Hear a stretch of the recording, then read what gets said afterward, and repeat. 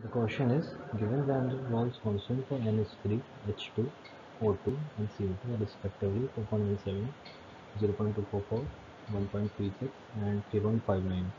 Which one of the following gases is the easily liquefied? So we know that van der Waals constant, which is A.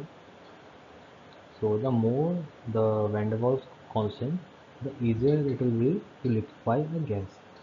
So in this following question, the for the gas which has the highest van der Waals constant, which is NH3.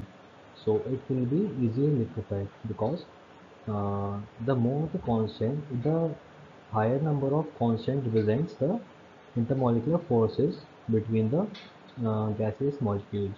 So forces, uh, the intermolecular forces will be greater between the atoms.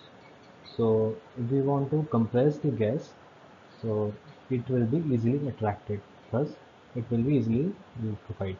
So NH3 is the answer, which is option 1.